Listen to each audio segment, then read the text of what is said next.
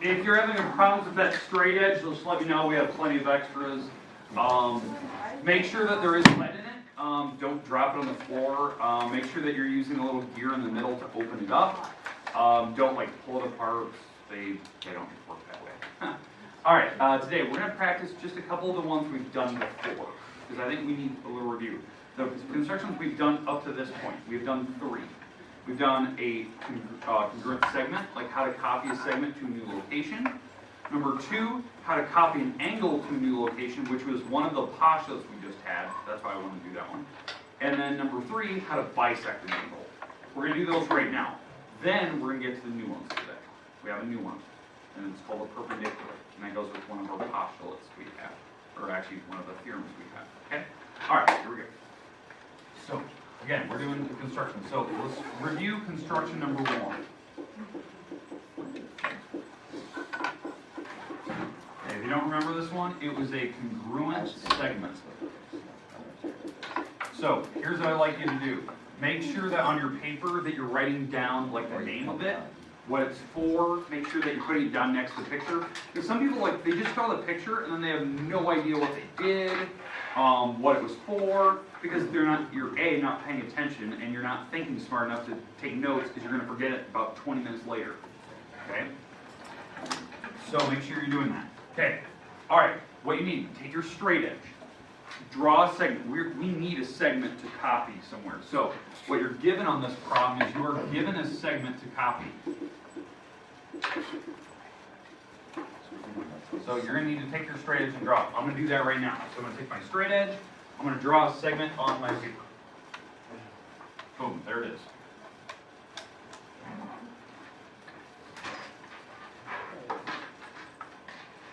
Okay, we're going to copy this exact segment to a new location, and I don't want to measure it. I don't want to take a ruler and go, oh, that's like 2.5 inches, and then try to draw it somewhere else. Because ruler's not accurate. There is gaps between the markers on a ruler. Believe it or not, there is a large gap between them. So we're going to try to get this as exact as possible. So you're given this, and what our goal is to copy that segment to a new location. Okay, so step 1. Take your straight edge, now that we have this. Does everyone have that original segment on? Okay, go somewhere else on your paper, draw a segment or a line that is obviously longer than that thing. So that's your first rule. And it can be light, it doesn't have to be super dark. So take your straight edge, we're going to draw somewhere else on my paper, and it needs to be obviously longer. So I'm going to make this pretty obvious. There we go. Okay, now on one of the lines here, on one of the end caps, you need to put a letter. So let's call this letter, let's call this point P, for the end point. Point P. Okay. Everyone have the given line, and then you have your new line that is obviously longer than the previous one. Take your compass, and so you're going to open up your compass in such a way so you have your compass. Let me give you an example of mine. So here's my compass. And you're going to open it up, and I want you to put it so that it's on the end points of your original thing like this. You've opened it up so it's perfectly touching. Both. So the pencil's on one, the pointy end's on the other. And it doesn't matter where. But you're measuring the original with your compass. And you got to be exact. So the pointy end, the pencil end. And again, the pencil's not meant to be sharp. It's meant to just get you the correct marker that you need. Okay, so does everyone open theirs up, and do you have it somewhat figured out? Okay, once you have this, I want you to go down to your new line, put the little pointy end right on point P, your end point. So that's the little pipe on the end of it. Put it right on the end, and then make sure your pencil is over here, and you're going to make your little marker. So again, this is what it should look like. It should look something like this. So I measured the original.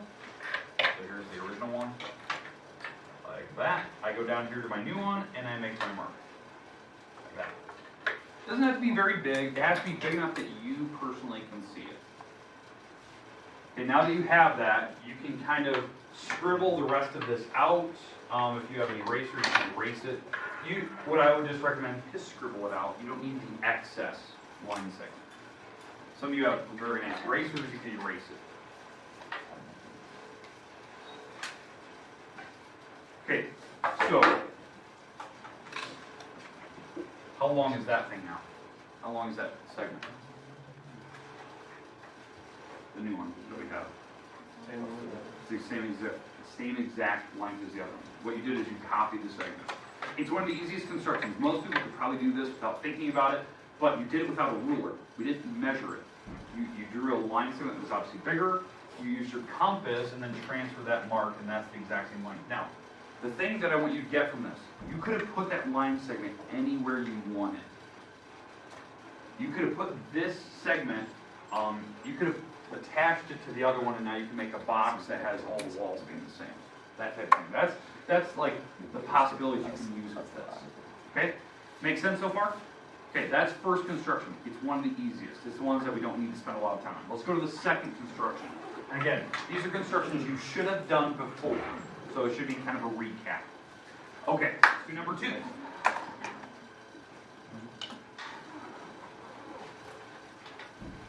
Okay, so construction number 2 is now find another blank space in your paper. You don't need a brand new piece of paper. You can put it somewhere else in the paper. This is construction number 2.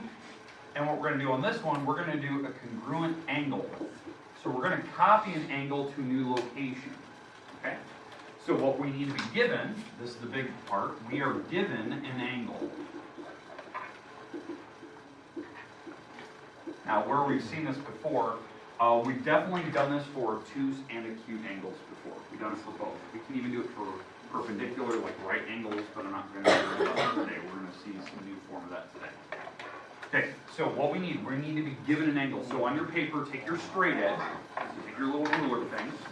We need to draw a random angle somewhere on your paper. Make sure it's big enough, long enough that you can actually draw on the inside of it. Don't make it microscopically small. That does not help you. Okay? So take your straight edge and draw a random angle like such. There you go. There's my angle.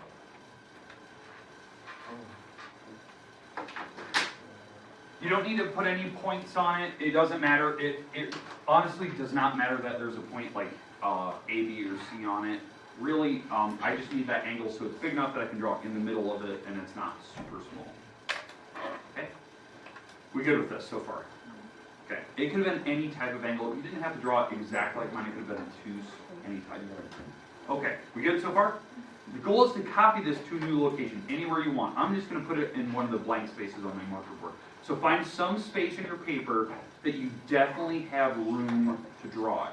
Don't put it right next to, like, I'm not going to start drawing my angle over here. It doesn't make any sense. I have no room to go over here. I'm going to put it, like, right in the middle here, just so I have some room above it, below it, right and left of it. Okay? So take your straight edge, and we need to draw the initial side. This is the starting point of my angle. You can put it anywhere you want. It can be any length you want. It's going to be the starting point of my angle. Now, personally, I'm going to make my angle go the same direction as my other one. Yours doesn't have to be complete. Obviously, if you go up and down, it doesn't matter. I'm putting it the same direction. Now, there's a reason why I gave you your blank piece of paper here. I didn't want you to use like blue lines on a line paper or ruler, college ruler paper, because the lines kind of mess with people. I like to have blank paper because when you take a quiz or you're drafting, you just have blank paper. Okay, now you need your compass. You can open up your compass to any size. Don't make it super small. That's stupid. You can't do anything with this. So open it up kind of random.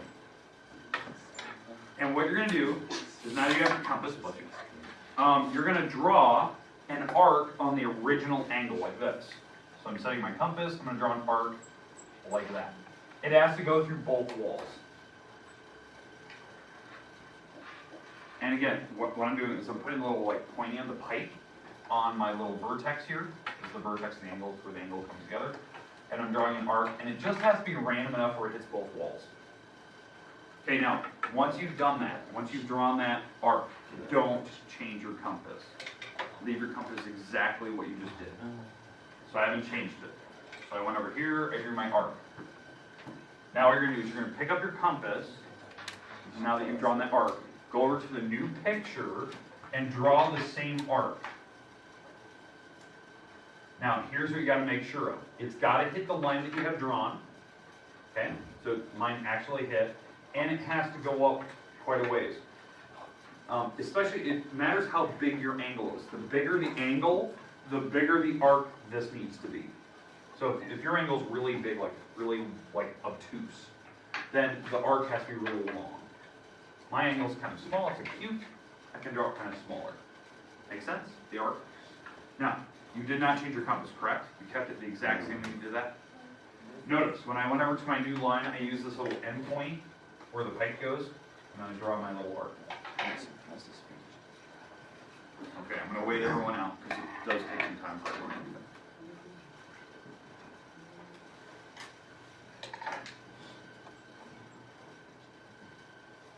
Okay. Everyone good? Training you good? No, you're erasing. Everyone good on that back table? Okay. All right. Now that you have it, now that you have your two arcs drawn, now we can change our compass. The rest of the time we're going to use the compass, and then we'll finish up the line. What we're basically going to do is we're going to use our compass, and we're going to measure these locations, these two spots where the arc hit, that original arc that you drew, that like random arc. I'm basically going to take my compass, and I'm going to see how wide this was, like this.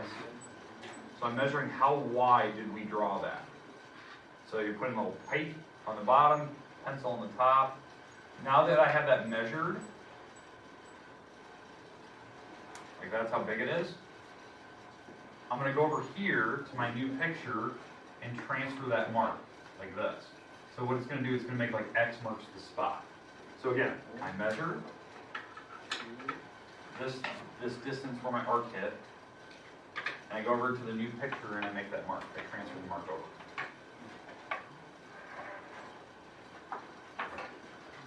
Again, I'll keep like drawing that just so you can see that. So I measure this distance, and I went over to the new picture, and I made my mark. Notice, I'm using the arc to do it. I'm not using any other points to do that. I'm using the arcs. Again, that's where you need to change your compass to make sure that you measure that exact width. Okay.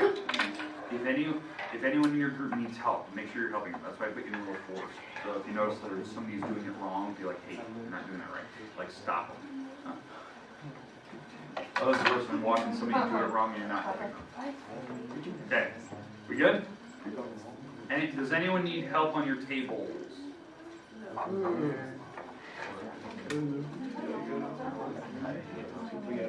Okay, I didn't know if you were helping me out.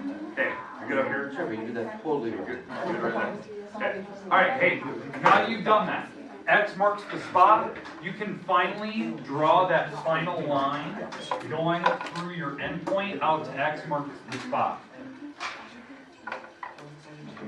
So again, I'm using this little endpoint. I'm going through X marks the spot, and that makes this angle. Now, what can you tell me about this angle right here? Same as that one. Okay, we copied the angle. Basically what we did is we were using our compass to measure angles. Now, why this one is important, why I like this one. This is what I did the other day. On that, it was a postulate 3.5. It was the parallel postulate. What they talked about on that postulate was that if you're given a line and a point not on it, you could draw a parallel line through here. So there exists this parallel line that is parallel to this line down here. Well, what I talked about in class is basically how I start this problem, is I draw a line right through point P so that it hits the other line and it forms an angle. Then what I did is I copy this angle up to here. That's what I'm doing. I can use this construction to do that. I can draw this arc, measure it, draw the arc, measure it, and then once I have this X marks the spot, I can draw the line through it. And it makes a perfect parallel line. Because I just copied this angle to here, up here where that point was. That's the important spot. That's why I said, like, that's why I'm showing you these constructions. They actually justify the actual work that we did for those funerals that we've had. Okay, any questions with what I did there? Why I'm showing you this? Okay. The last thing, now that you have, do you agree that you have two angles on your paper? We're going to learn how to do the third construction, which we already did, but I'm going to review it. This is where we're going to bisect one of them. So we're going to bisect angles. So this is construction number 3.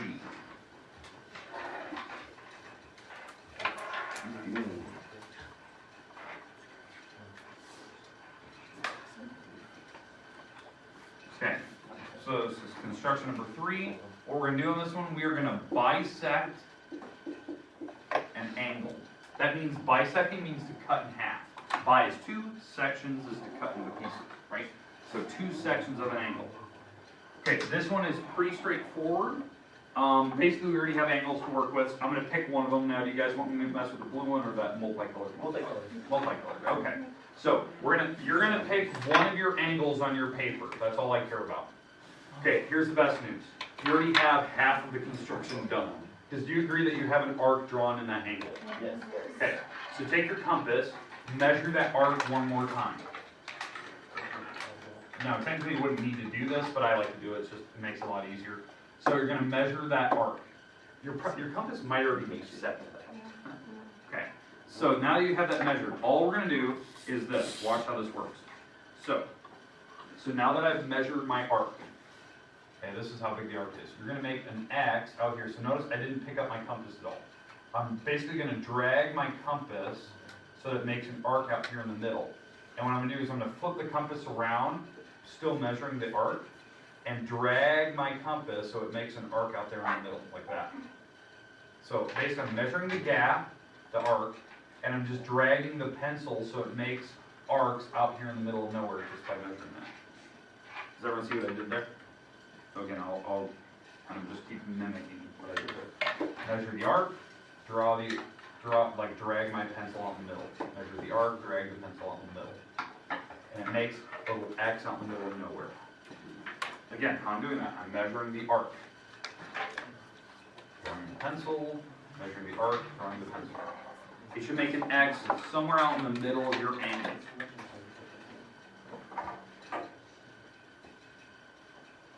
Now, if they didn't cross, like, because I know some people are like, my arcs aren't crossing. You didn't draw them far enough. So just keep dragging your pencil until they cross. Or go back and review. So you didn't move your compass stayed the same the whole time. So you just measure the arc here, draw the pencil, measure the arc, draw the pencil. Now that you've done that, you just take your ruler and go from this point right here, right through this X location. So draw a line that goes right through the X. And what that did is it split your angle into perfect pieces. These angles are perfectly the same.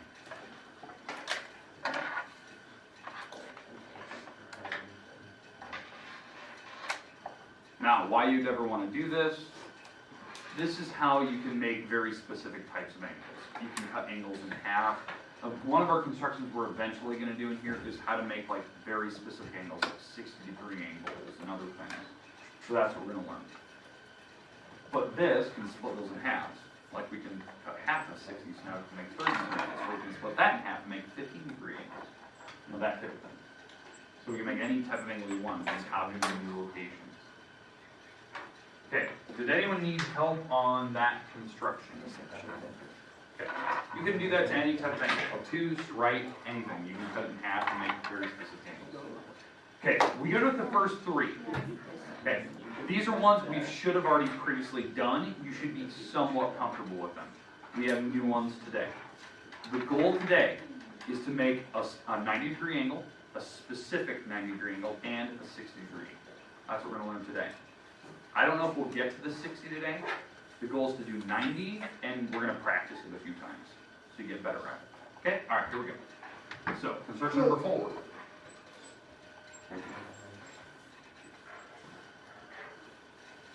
Okay, so find some white space in your paper.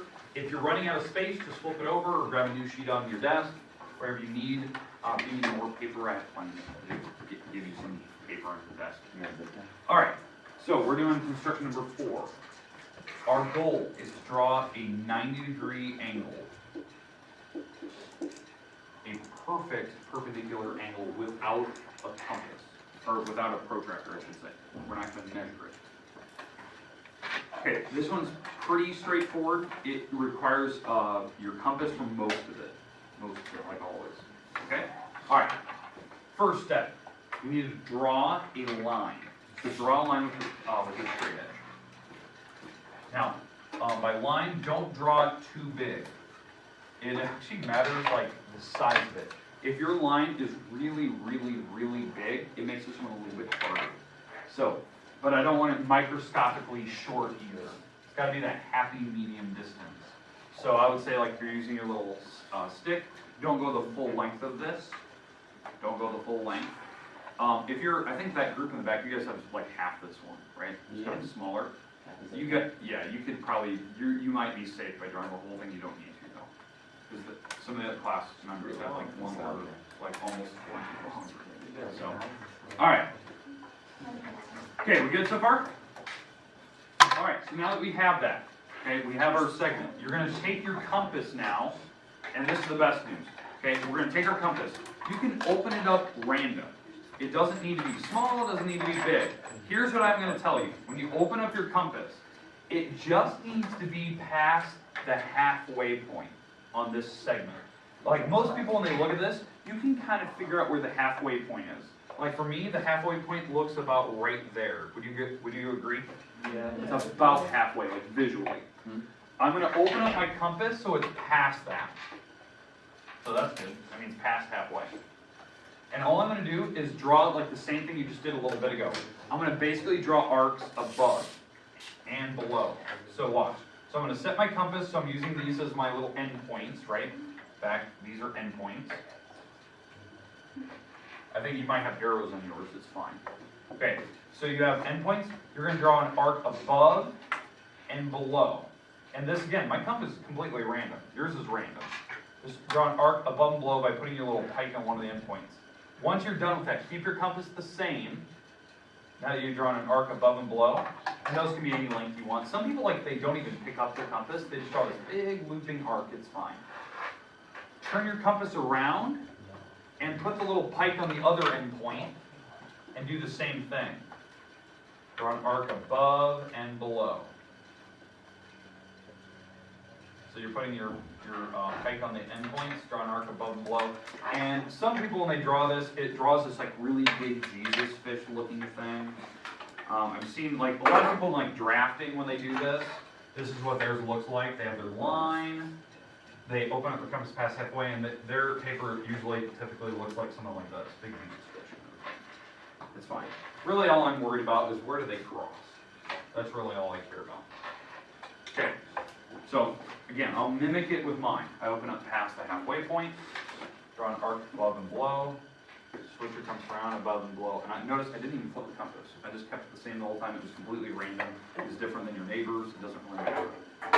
Now that you have that, all you do is take your straight edge and draw a line straight down.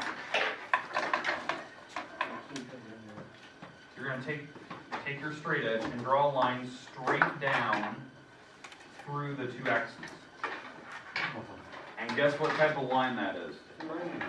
It is a perfect 90-degree angle. It's perpendicular to the black line that you're given.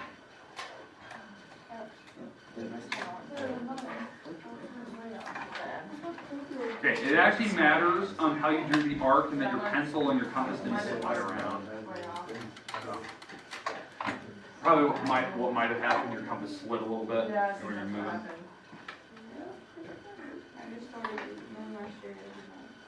Okay, and hopefully you didn't change your compass. You changed the size of the compass in the middle of the drawing and messed it all up. So you just leave that. Okay, does anyone still need that? Does anyone need help with that one? Okay, now why that's important? That's a perfect 90. Perpendicular. Perfectly 90. We can do that on any type of drawing. We can draw a perfect 90-degree angle. So this is how like an architect or a designer would come up with like a blueprint for a room. They could start drawing walls for the room, and if they need to put like a wall in the middle where they want a perfect like L-shaped wall, this is all they do. They just open up the compass past the halfway point and draw the arc, and now they have a wall. And that's perfectly 90 degrees, so everything will be completely square, and the room will look perfect on a drawing without using like a protractor to measure. So you could do this to make like blueprints, very square looking houses, and perfect shaped rooms and all that good stuff. In fact, you could even do it to the point where you can make the walls exactly the same size, so the room is very square as opposed to rectangular in shape, because we can copy segments to new spots, and you can measure the walls with your compasses. So that's where you get really specific. That'd be more like a drafting skill. Okay, now here's the thing. The reason why I brought this construction up is that there is a postulate I want to talk about. It is a new postulate. It's postulate 3.6. I want to write it on the board. You can take a look at it. Then we're gonna look at how to use it. Okay. So you can put all of your like compasses and rulers down for right now. You need just your normal pencil. We're gonna take some notes here. All right. So here we go. This is postulate 3.6. Okay, this postulate does have a name. It is called the perpendicular postulate.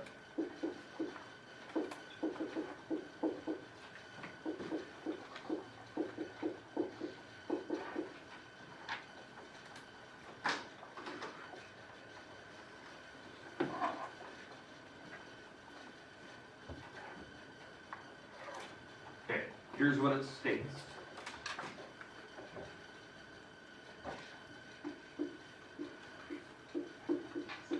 Through any point not on a line, on a given line, I should say, on a given line, there exists exactly one perpendicular line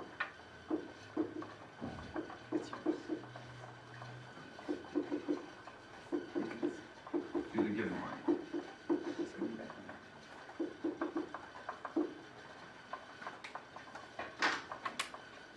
Okay. So again, I'll explain this one as we go. So through any point not on a given line, there exists exactly one perpendicular line that to the given line, to that single line. So I'm going to draw this so you can see it. Now, again, we'll get way more specific here, and I'll show you kind of what we use this for geometry.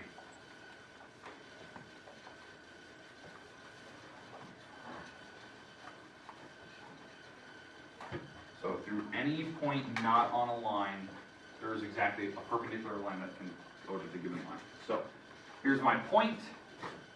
Call this point P, and I'm going to have a line here. Oh, there's my line. Okay, what this postulate says is that there exists only one. There's only one line that is perfectly perpendicular to this green line. That goes through point P. There's exactly one. Okay, does that make sense, like what the postulate is telling you? Now, why this one looks so familiar? The postulate 3.5 we had, postulate 3.5 is called the parallel postulate. It basically had the same wording. It said that there exists a parallel line through a given point. Well, this one says there exists a perpendicular line. So what we're going to learn how to do right now is using kind of similar things that we just do with this construction. We're going to learn how to draw this perfect perpendicular line. How can we draw that using the skills we just kind of basically learned? But it has to go through that point there. That's a little bit different. Okay, makes sense? Okay, we'll practice it, and then what I'll do is I'll show you why I want you to see this. Like what would be the purpose for like the geometry class. And this is a big one for the lead-in